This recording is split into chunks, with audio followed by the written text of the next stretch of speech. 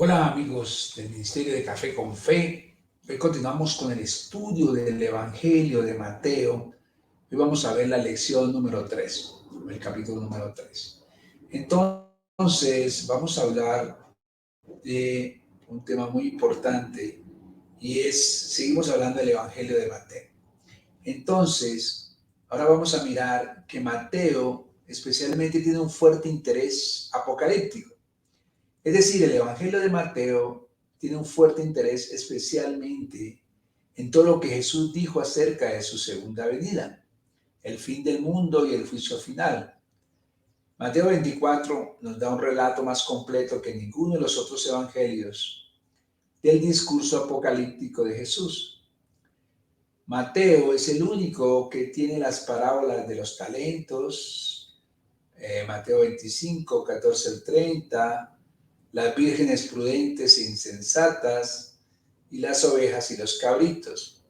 Mateo 25, 31 al 46. Mateo tiene un interés especial en las últimas cosas y en el juicio final.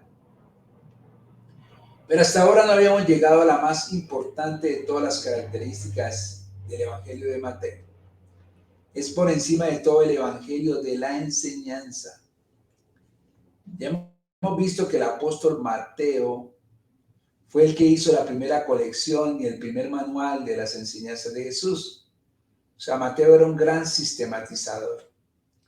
Tenía la costumbre de agrupar en un jugar todo lo que sabía de la enseñanza de Jesús sobre cualquier situación, sobre cualquier asunto. El resultado es que en Mateo encontramos 5 grandes bloques en los que se reúne y sistematiza la enseñanza de Jesús. Todas estas secciones se refieren al reino de Dios y son las siguientes. El sermón del monte o la ley del reino, que está en el capítulo 5 al 7. Las obligaciones de los mensajeros del reino, capítulo 10. Las parábolas del reino, capítulo 13. La grandeza y el perdón en el reino, capítulo 18. Y la venida del rey, capítulo 24 al 25. Mateo hace mucho más que reunir y sistematizar. Hay que recordar que Mateo estaba escribiendo mucho antes de que se descubriera la imprenta. Cuando los libros escaseaban y eran muy caros porque tenían que escribirse en la mano. En aquellos tiempos, comparativamente, pocas personas podían poseer un libro. Y por tanto, si querían conocer y usar la enseñanza y la historia de Jesús, tenían que llevarlas en la memoria. Mateo, por tanto, siempre organiza las cosas de manera que le sea más fácil al lector memorizarlas. Coloca las cosas en grupos de 3 en 3 o de 7 en 7. Hay 3 mensajes de Dios a José, 3 negaciones de Pedro, 3 preguntas de Pilato, 7 parábolas del reino en el capítulo 13, 7 ayes a los escribas y fariseos en el capítulo 23. Ayes viene ay, como de quejido del Señor, como de advertencia a lo que va a pasar con los escribas y fariseos. La genealogía de Jesús con la que empieza el Evangelio es un buen ejemplo de esto. Tiene por objeto demostrar que Jesús es el hijo de David. En hebreo no había signos numéricos. Cuando hacía falta indicarlos, se usaban las letras del alfabeto. En hebreo no se escriben las vocales. Por ejemplo, las letras de David son DWD. Si estas letras se toman como números, suman 14. Y la genealogía consta de 3 grupos de nombres, en cada uno de los cuales hay 14. Mateo hace todo lo posible para colocar las enseñanzas de Jesús de tal manera que se puedan asimilar y recordar. Todos los maestros tienen una deuda de gratitud con Mateo, porque Mateo escribió lo que es por encima de todo el evangelio del maestro. Maestro, Mateo tiene una última característica final. La idea dominante de Mateo es la de Jesús como rey. Escribe para demostrar la realeza de Jesús. En el mismo principio, la genealogía está para demostrar que Jesús es el hijo de David. Capítulo 1, versículos 1 al 17. El título hijo de David se usa con más frecuencia en Mateo que en ningún otro evangelio. Podemos mirar Mateo 15, 22, Mateo 21, 9, Mateo 21, 15. Los magos vinieron buscando al que había nacido rey de los judíos, dice el capítulo 2, versículo 2. La entrada triunfal es una presentación deliberada y dramáticamente de Jesús como rey. Mateo 21, 1 al 11. Perdón. Ante Pilato, Jesús acepta el título de rey. En Mateo 27, 11. Hasta la cruz, el título que figura sobre su cabeza es el de rey, aunque fuera en burla. Mateo 27, 37. En el Sermón del Monte, Mateo nos muestra a Jesús citando la ley y 5 veces abrogándola como con un rayo. Mas yo os digo, dice Mateo 5:21, Mateo 5:27, Mateo 5:34, Mateo 5:38, Mateo 5:43. Su proclamación final es: toda autoridad me ha sido dada. Mateo 28, 18. La descripción de Jesús que encontramos en Mateo es la de un hombre nacido para ser rey. Jesús recorre sus páginas revestido de la púrpura y el oro de la realeza. Hermanos, vamos a adelantar un poco de la primera parte del Mateo capítulo 1, versículos 1 al 17.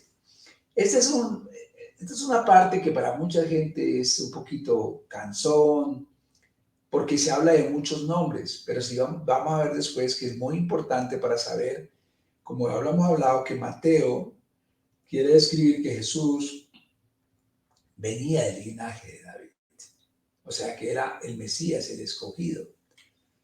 Entonces nos dice que el libro de la genealogía de Jesucristo, hijo de David, hijo de Abraham. Dice que Abraham engendró a Isaac, Isaac a Jacob y Jacob a Judá y a sus hermanos. Judá engendró de Tamar a Fares y a Sara, Fares a Esdrón y Esdrón a Aram. Aram engendró a Aminadab, Aminadab a Naasón y Naasón a Salmón. Salmón engendró a Rahab, de Rahab a Boz, Boz engendró de Ruth a Obed y Obed a Isaí, Isaí engendró al rey David. El rey David engendró de la que fue mujer de Urías a Salomón. Salomón engendró a Roboán, Roboán a Abías y Abías a Asa. Asa engendró a Josafat, Josafat a Jorán y Jorán a Usías. Usías engendró a Jotán, Jotán a Acaz y Acaz a Ezequías. Ezequías engendró a Manasés, Manasés a Amón y Amón a Josías. Josías engendró a Jeconías y a sus hermanos en el tiempo de la deportación a Babilonia. Después de la deportación de Babilonia, Jeconías engendró a Salatiel y Salatiel a Zorobabel. Zorobabel engendró a Abiud a Eliakim y Eliakim a Azor. Azor engendró a Sadoc, Sadoc a Akim y Akim a Eliud. Eliud engendró a Eleazar, Eleazar a Matán, Matán a Jacob. Jacob engendró a José, marido de María, de la cual nació Jesús, llamado el Cristo. Hermanos, de manera que todas las generaciones de Abraham hasta David son 14, y desde David hasta la deportación a Babilonia 14, y desde la deportación de Babilonia hasta Cristo 14.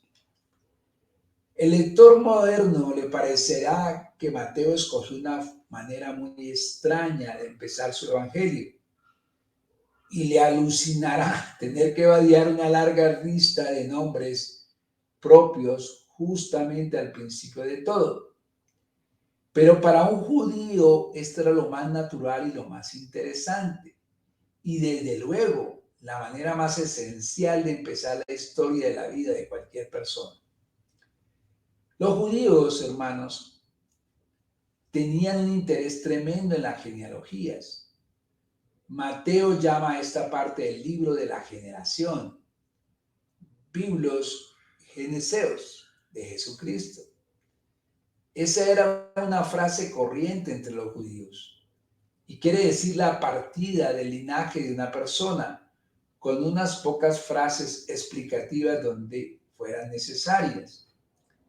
En el Antiguo Testamento nos encontramos frecuentemente con listas de generaciones de personas famosas. Podemos ver Génesis 5.1, 10.1, 11.10, 11.27. Cuando Josefo, el gran historiador judío, escribió su propia autobiografía, empezó por su propio pedigrí, que nos dice encontró en los registros públicos. La razón de este interés en los pedigrís era que los judíos daban la mayor importancia a la pureza del linaje. Si hubiera en alguna persona la más ligera mezcla de sangre extranjera, perdería su derecho de ciudadanía como judía, como judío y como miembro del pueblo de Dios. Por ejemplo, un sacerdote estaba obligado a presentar el certificado ininterrumpido de su pedigrí, remontándose hasta Aarón. Y si se casaba, su mujer tenía que presentar su pedigrí por lo menos de las últimas 5 generaciones. Cuando Esdras estaba reorganizando el culto de Dios, después de que el pueblo volvió al exilio y estaba instalando el sacerdocio en su ministerio, los hijos de Abaía, los de Cos y los de Barzilai fueron excluidos del sacerdocio y considerados contaminados porque buscaron su registro genealógico, pero no lo hallaron. Nos dice Esdras 2.62. Es decir, estos registros genealógicos los guardaba el Sanedrín. A Herodes el Grande siempre le despreciaron los purasangre judíos porque era medio edomita.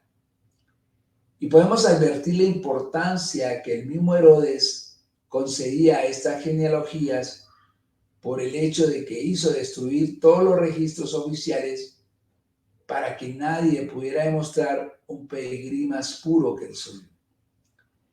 Esto puede que nos parezca un pasaje sin ninguna importancia, pero para un judío contiene un asunto de la máxima importancia, el que la genealogía de Jesús se pudiera trazar hasta Abraham. Además, ha de notarse que esta genealogía está dispuesta con sumo cuidado. Comprende 3 grupos de 14 nombres cada uno. Es de hecho lo que técnicamente llamaríamos mnemotécnica, es decir, algo que se coloca de manera que se pueda memorizar fácilmente.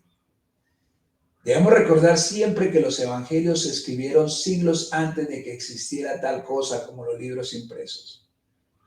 Muy pocas personas serían capaces de poseer ejemplos de ellos. Así que si querían poseerlos, los tenían que memorizar. Esta genealogía, por tanto, está organizada de tal manera que sea fácil de memorizar. Su invalidad es demostrar que Jesús fue el hijo de David y está dispuesta para que resulte fácil conservarla en la memoria. Bueno, hermanos, aquí vamos con el capítulo 3, ahí vamos siguiendo con el estudio del Evangelio de Mateo. Espero que se disfruten de este estudio. Dios los bendiga. Cuídense mucho.